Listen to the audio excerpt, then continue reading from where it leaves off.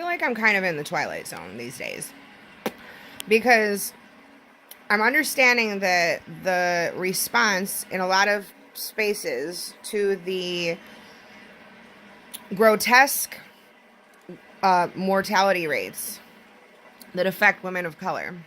I'm realizing that the remedy by some people are suggesting is for women of color to come away from the hospitals where they have access to the care that they need when things, don't go rainbows and unicorn farts. Okay. And that they need to come away from the hospital, come away from the place that could save their lives, because right now that place is not doing a good job. And instead of focusing on increasing the standard of care, instead of focusing on addressing the inequity and the systemic racism that informs policies that say, hey, if you're asking for help and you say you're in pain, we're not going to give you what you're asking for, and we're not going to listen to you because we don't have empathy for you, and we don't consider you a person that counts, that matters, right? So I'm the kind of person that I'm going to jump the fuck in at that point, right? And I'm going to say that we need to work together. People of goodwill, people of, good people of goodwill. We need to come together, and we need to improve the situation for our sisters of color, right? What we don't need to do is pretend like in some fucking fairyland that somehow taking an already underserved population that deserves better quality care, more access to the standards that, their white counterparts have access to, okay, in the hospital, make sure that that shit's accessible, life-saving measures are accessible, that they're heard, that they're listened to, that what's being said instead then is that we should bring the woman out of the hospital, away from the life-saving apparatus, and tell her that the home birth midwives, okay, are going to they're gonna honor you, they're gonna listen to you, they're going to it's just gonna be a much more pleasant experience for you at home. But see, I had the home birth, and I was in that article that was released on New Year's, and I'm gonna tell you straight up and down, my white privilege informed my decision to dismiss all of the forms of medical technology that women in other places other than America would give their fucking lives to have access to save their babies. But right now, women in a lot of spaces around the planet, they are having to give their lives, but not consensually. You know what I'm saying? Like, they bleed out. They do the home birth, except they didn't want to because there's no hospital access. So they're doing home births all the time. Okay, and Sister Michelle Drew elucidated this point quite clearly. She has a post, I think it was in October, and she said that in her village, I think she's from Zambia, I don't want to be sure about that, but she says that where she's from in her village right now, members of her family are assisting in the care of 16 children.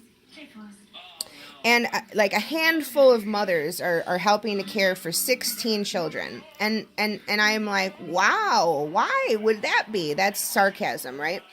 And Michelle says that it's because those women bled out or otherwise expired because they didn't have access to the technologies that white women like myself decide to callously dismiss for these crunchy ideals and rainbows and unicorn farts. Okay, because my son is dead.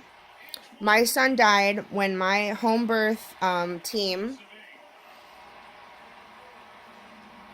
My home birth team refused to honor my requests to transfer to the hospital for the express reason of receiving a cesarean section.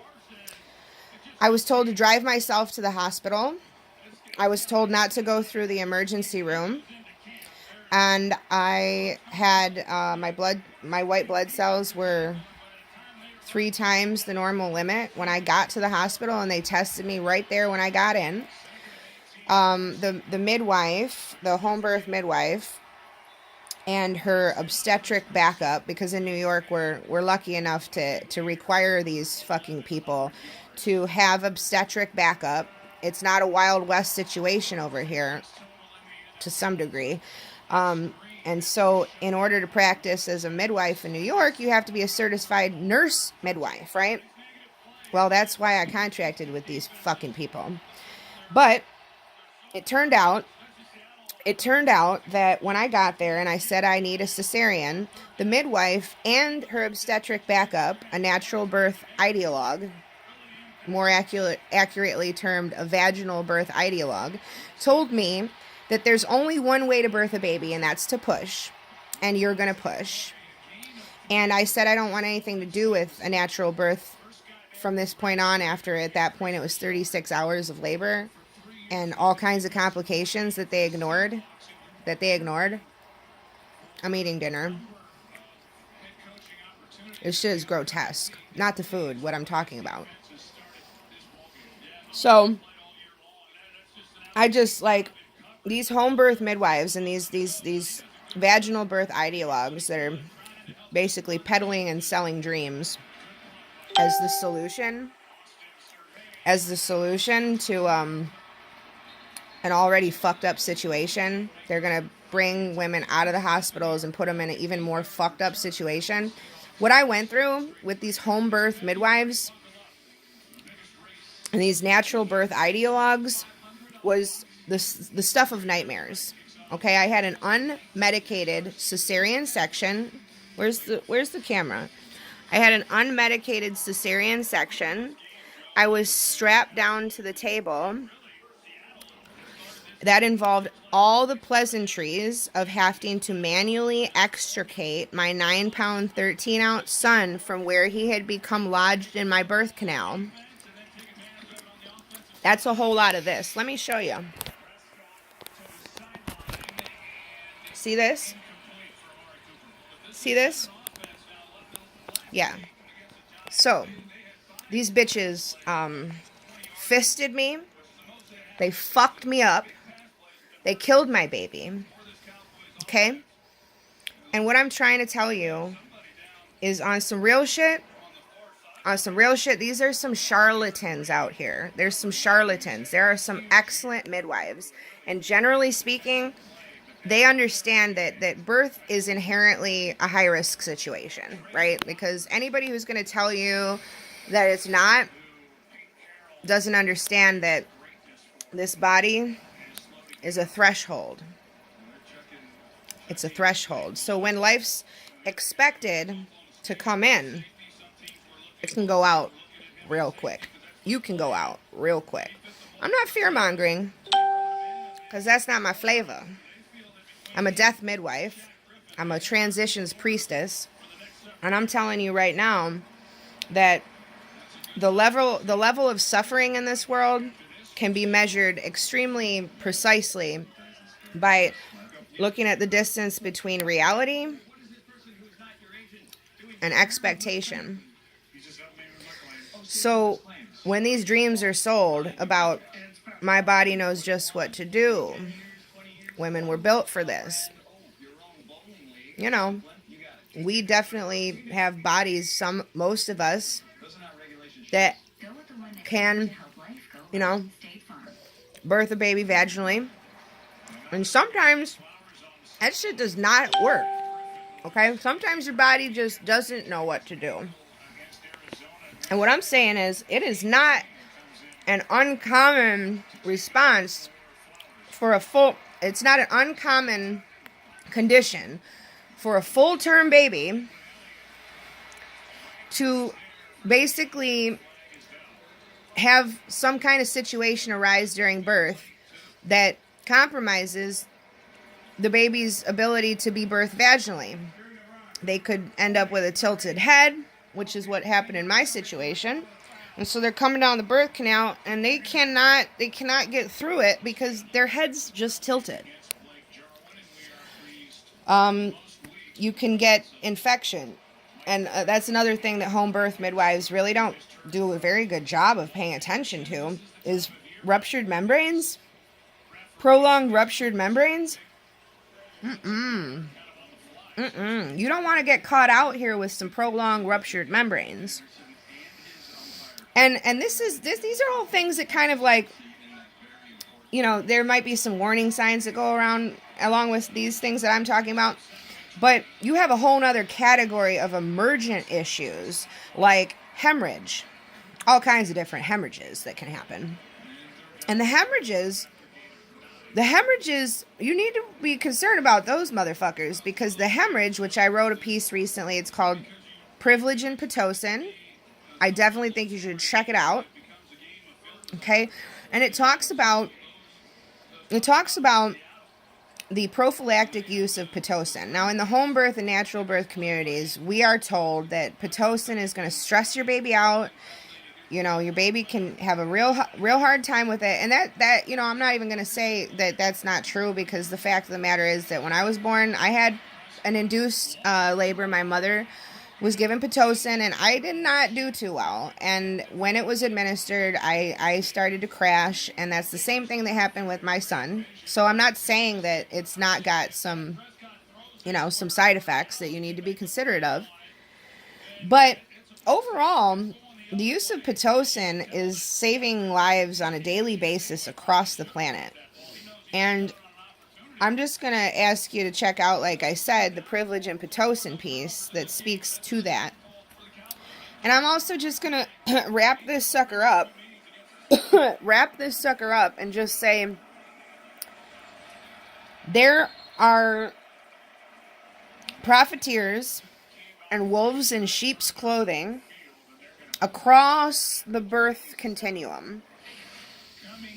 And you and I are in a really, really fucked up situation where we're out here just trying to birth babies. And these people are like hyenas. They're like hyenas. Okay? Don't trust the hyena because they have a funny little laugh. I don't even know what I'm talking about right now. They have a funny little laugh. They go, and they seem like they're, you know, they're harmless and they are so loving with their cubs and stuff. Like, oh my God, they're great. But those hyenas will literally disembowel you.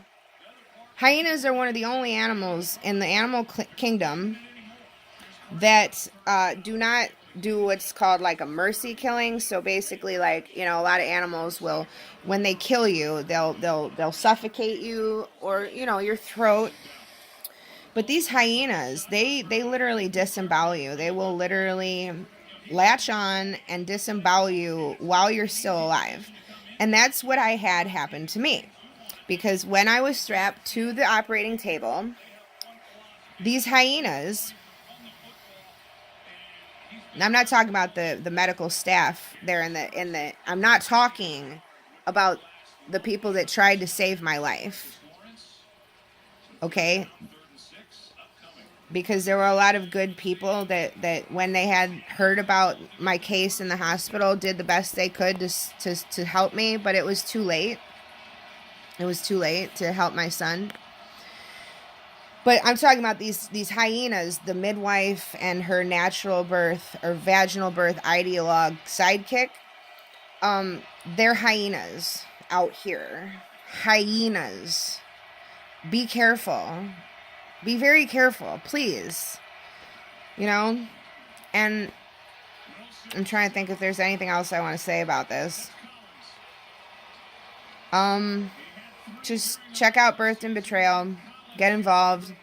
The idea is to hold people accountable to the standards that they are purporting to the community.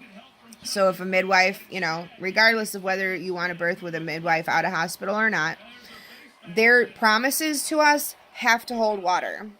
Okay, they can't be like the ruptured, leaky membranes that I had and were ignored.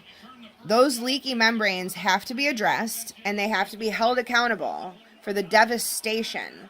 So if their like claim to fame is that you're going to get a woman-centered birth, and that you're going to you're going to be honored, the mother and child are going to be held out as the priority above all else, your intuition's going to be honored, all of these things, all of these promises, we have to make sure that that holds water. Because what's happening out here is women are needing help. Women are going to need, like, certain women are going to need interventions.